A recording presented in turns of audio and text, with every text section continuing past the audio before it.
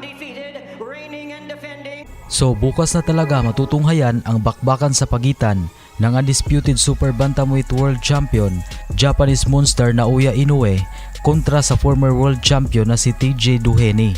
Kumbinsido ang maraming fans na hindi kayang talunin ni Doheny ang binansagang halimaw ng Japan, pero iba din ang nararamdaman ni Inoue sa laban.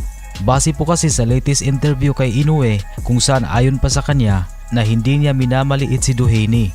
Isang mahirap na laban daw ito at mahirap na kalaban si Doheny para sa kanya. Sinabi pa nito na hindi daw ito basta lang na laban kagaya ng iniisip ng marami. Subalit ang pinaghuhugutan umano ni Inoue ng lakas para sa laban niyang ito ay ang kanyang pagdepensa ng 4 na titulo nito sa dibisyon.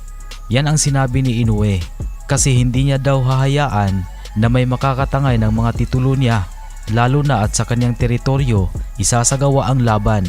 Kaya malinaw na tiyak ay gagawin niya ang lahat ng kanyang makakaya upang makamit pa rin niya ang panalo bukas. At sa ibang usapan naman ay kasunod nga pala ng isang matinding pagkatalo na dinanas ng ating pambato kahapon na si Romero Duno, kung saan ay tiniklop nito via 6-round knockout ng top junior welterweight world contender na si Cain Sandoval.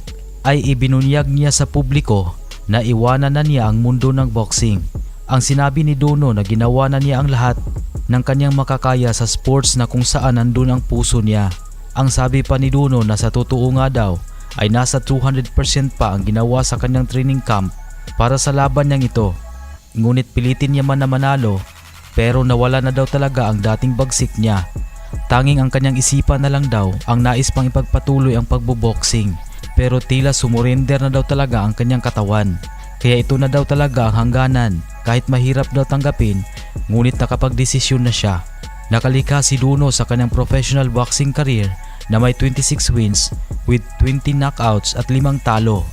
Sa iba pang mga usapin natin ay muling nagpasiklab ang isa sa mga top prospect ng 168-pound super middleweight division na si Diego Pacheco sa naging laban nito kamakailan lang sa California.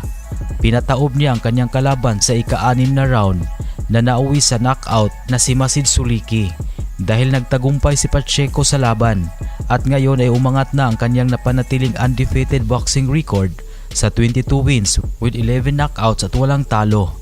Makikita na malaki ang potensyal ng batang fighter na ito at ngayon ay nasa 23 taong gulang na siya. Maliban dyan ay may taas itong 6'4" dahil dyan ay masasabing mahihirapan talaga ang mga fighter sa kanyang division kapag siya ay makakalaban.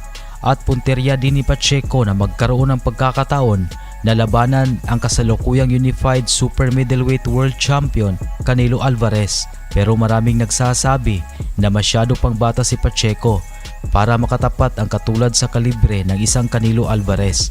Gusto ng mga boxing fans na makitang labanan muna ni Pacheco ang katulad ni Jaime Munguia bago ito mangarap ng isang laban kay Canelo Alvarez.